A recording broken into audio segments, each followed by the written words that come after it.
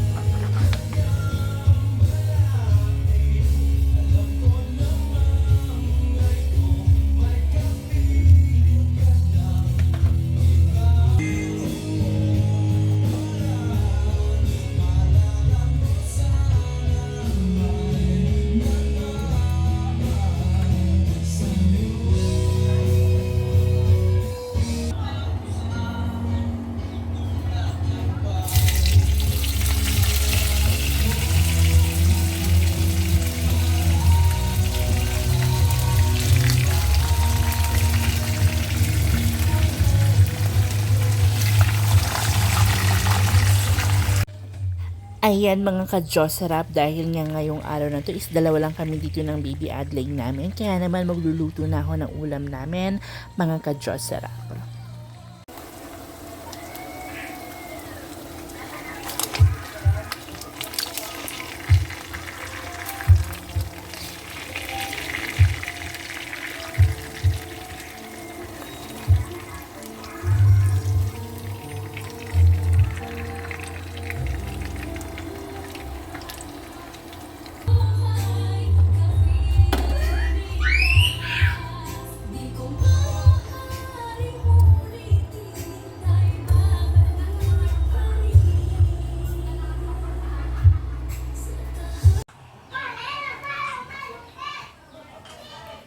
Wow, it's yummy.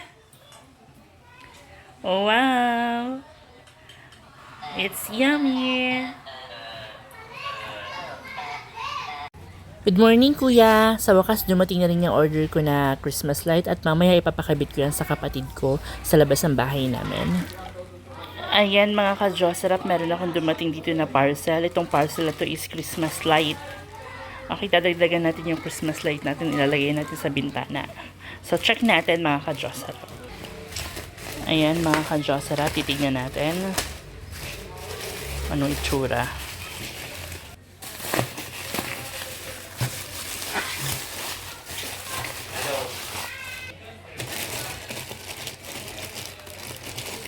Ito, black. Okay, tignan natin. Madami ata ito mga ka-Jocerap, nawala sa isip ko. Ang dami kong in-order, parang 10 na to lahat. Ayan.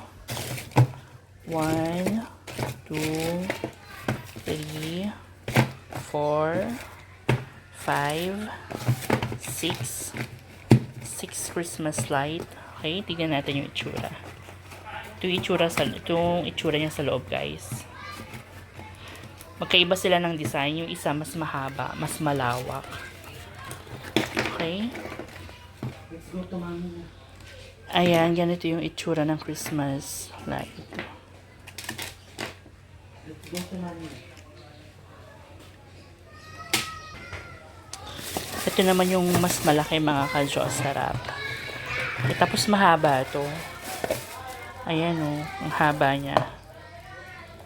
Tapos hindi ko napansin, ang dami ko palang na-order. 10. Ayan. Ito, mahahaba. Magkaiba sila ng design.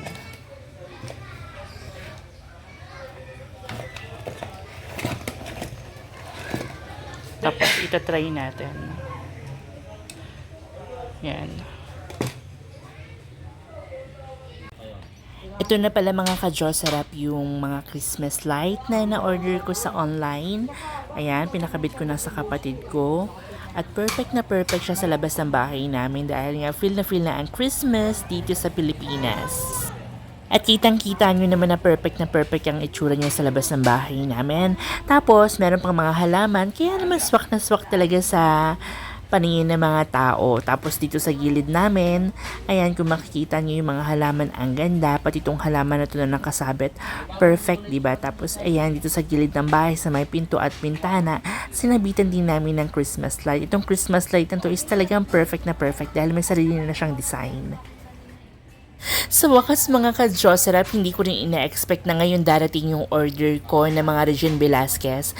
Yes, mag-unboxing box tayo mga ka-Jocerap. Ayan, dumating na. Tara, samahan nyo ako dahil meron ako na order na Regine Velasquez dahil nga yung collectors nito is pupunta na ng Dubai. Ngayon, ang ginawa niya, yung mga rare and hard to find items niya na may mga signature ni Regine Velasquez. Oh my God, mga ka-Jocerap. Sinail niya at isa ko sa mga masuswerteng nakapag-mine. Yes, nakapag-mine talaga ako. Ang dami niyang mga binenta, mga album, mga magazine, at kung ano-ano pa. Syempre, yung kinuha ko yung frame, dahil wala pa akong frame at merong autograph. Yes, may autograph. Talagang super rare yan, mga ka-Jocerap.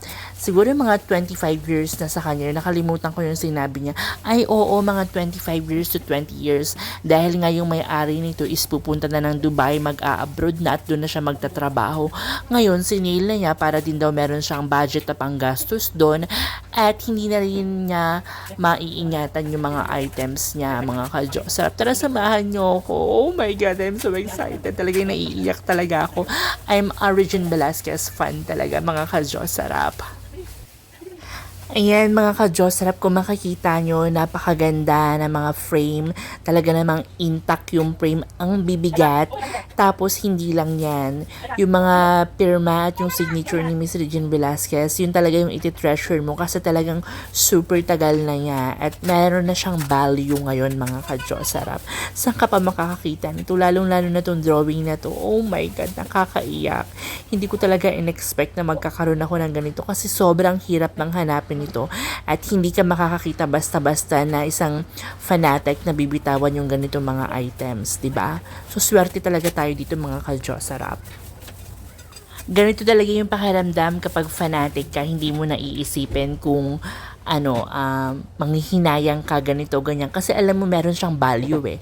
Tapos yung value niya, pwede pang tumaas in the coming future. Ito rin pala, umorder din ako ng teleserye na DVD nila ni Ding Dong Dantes.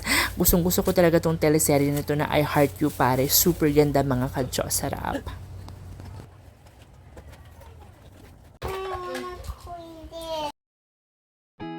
Ito naman mga ka-Jocerap, yung mga pamangking ko, kakarating na nila, galing silang SM North kasama si Nicole. Binilan sila mga pang Christmas gift mga ka-Jocerap. Ayan si Riza May, si Adley, tapos si Rachel May. Yan mga pamangking ko mga ka-Jocerap. Ang mga angels namin dito sa bahay. Ayun na nga, excited na silang buksan ang mga gift nila sa Christmas mga ka-Jocerap. So nandito kami ngayon lahat sa bahay. Pagkatapos yung i-open yung mga Regine Velasquez ko, sila naman yung magkakalat mga ka-Jocerap. At syempre pagkatapos niya, lilinisin natin yung mga kalat nila. Okay, yan mga ka-Jocerap. Feel the presence of Christmas in the house.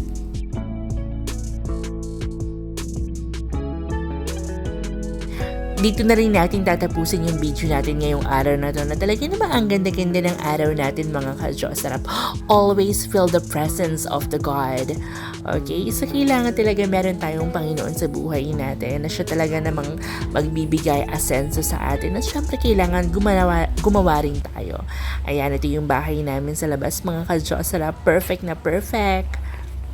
Sa mga friends ko dyan, okay, don't forget to like and subscribe and share to my YouTube channel para naman lagi kayong updated sa mga latest video ko mga ka-Jocerap. Bye for now and take care everyone!